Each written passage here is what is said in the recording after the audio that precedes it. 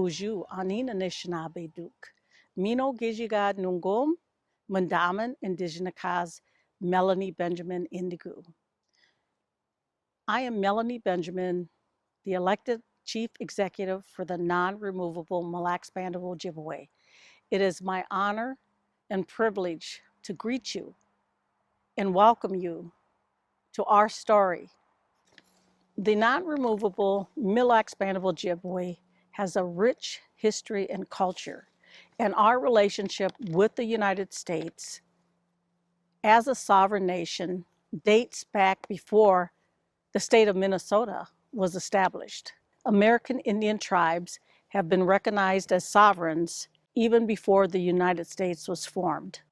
About 500 years ago, when the Europeans began migrating to North America, the Anishinaabe, we started migrating west to a place where the food grows on the water. That food is called minomen, and it's a spiritual food for the Anishinaabe. In the mid-1700s, our ancestors migrated to the area of the Great Lakes where the food grows on the water, and that's where we settled. And we lived there. We hunted, we fished. We practiced our ceremonies and our culture and our way of life. And we served as stewards of the earth, never taking more than what we needed. Our ancestors were very resilient. And even though we were in a place in history where the big timber companies worked with the government and wanted to remove the Mille Lacs Band of Ojibwe, our ancestors said, no, we are non-removable. And that's where we are still here today on the shores of the great Mille Lacs Lake. The non-removable Mille Lacs Band of Ojibwe has a unique relationship with the United States, also with the state and local governments as well. As the band's democratically elected chief executive, it has been my honor and privilege to represent the over 4,800 tribal members and to say miigwech and thank you for the opportunity to share a very small part of who we are as Anishinaabe. We are the non-removable Mille Lacs Band of Ojibwe. Miigwech.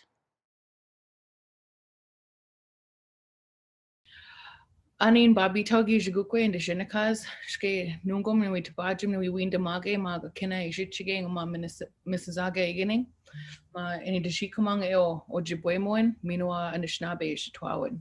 Today I want to talk about some of the efforts that the Mille Lacs Band is moving forward in regards to language revitalization and cultural revitalization. We're doing it for the sole purpose of helping our community members as individuals and families and as a whole in the community to be well and to know themselves as Anishinaabe people. So first I want to show you a little bit about this book here. Akwe Nui Tabajim, meaning I want to tell a story. This book was created by first language speakers and second language learners in a team-based project. And this is a resource that the Mille Lacs Band of Ojibwe has developed to support language revitalization. Mio gai guya and gi was ein suyan, geni jichige and indaji mi dike da Anishinaabe. Got to bajmo da obizan, got to bajmo toajan au gimewan. Migo panegi nazika gea, giabajit chigazo ad and giumanidu de wegana gayajig o makea, shkea au kuenzi bangana tawigi ed o gimawabi gi shinakazo. Shkeo no de wegana no gi kanawen man. Ema ajimo geishu in chigadeg. Midashma gina nazka geang ane ingeo de weganag giabajit chigazo adman ne ashing binishke wadi minasanakwang ani nimi dk wad ingeo anishnabeg minua go ma guabaigan ingi abajit chigazo de weganam gayad. Shkedash gai guyan mijikwa ma bindegeang ane bakishiminda au manidu de wegan wa abajit chigazo mietago.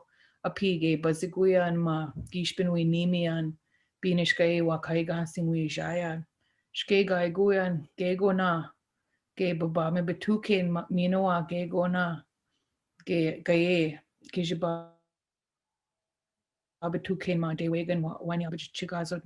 Mio gai guyan, gish binama baba me betuin bongishinan, ge gita wenda we sagishin. Shke mema gizegami guyan. Gegu ma anoj danisha chigisuan. Megwa ma iniabaj chigazon mani do de wegan. Minoa migaye gai guyan. Ajagwa ne bakishimendal gimishumasanan. Mima ishbaming jigai au de wegana gaya awad and gilmanidug. Mima when zabamawad minoa when jatuawad or no, or the nashna bemewan any money do caned. Skeda shingil money do gidajaway namigug. Zakabama ninamadabian bizantaman minoa ganawabian. Inisha chigewad and gil nishnabig. Megwa ma ni mi di kewad. Shkegeget oda minwenda nawa gyo manidug wapamekwa we wene man and amadabid. Shkema we wene nigana wabian. Migoma giniga niming geon dinaman danigi kindaman awan shnabe ni shige dan nimi diked. Shkege gai guyan ajagwa ga nimian gidao ze kiswa gyo mani gyo akiwensi agema name namadabijig danin nawashimoyan. Inasama bewad ge okiwensia gmida sho geji basikwiwad ge winowad to nimiwad se kiswad wa mananamada bewad. So a brief translation of this story or characterization is that my elder as a young boy was taught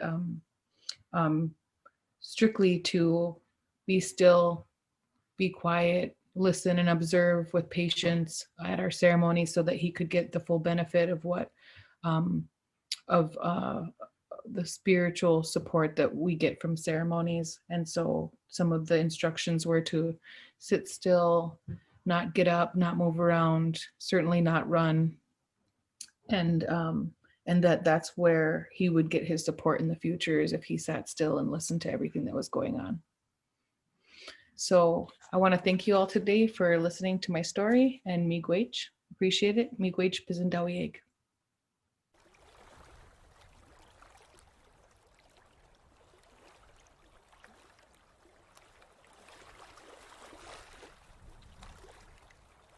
American Indians or Native Americans were the first peoples here indigenous to the North and South American continents. When the Europeans first got here, they started making European-style treaties with the Native American tribes and treated them essentially like governments. Later on, when the United States became a government unto itself, it started entering into treaties with the Indian tribes. And that was the beginning of a government-to-government relationship between the United States and the tribes.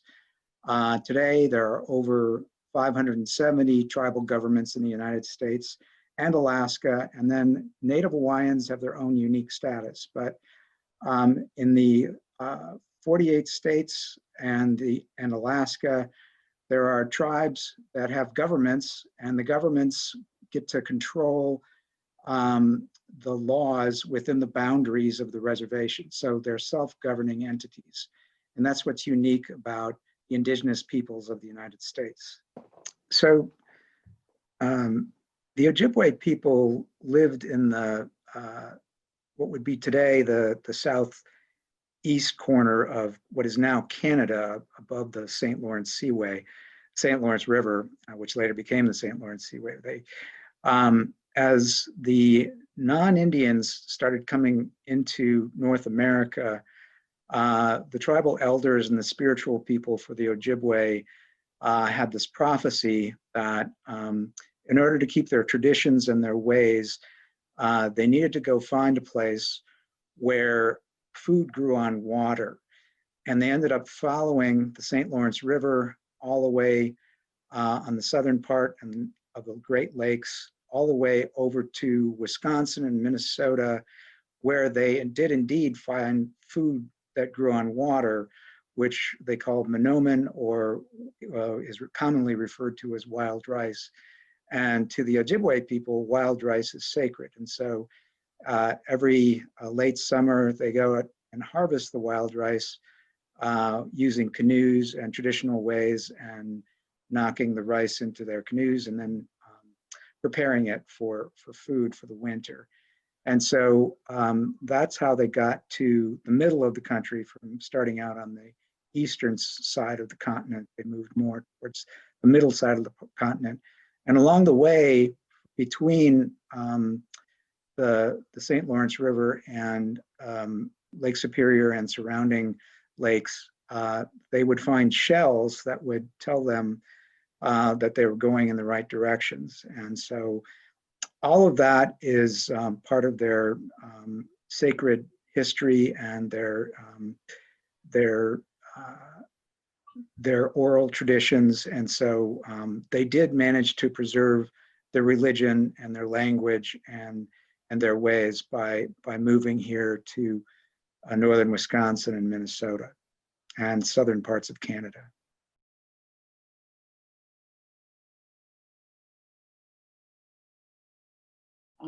I grew up on the reservation, and I spent a lot of time with my grandparents and my aunties, and watching them do a lot of what we call the cultural arts today.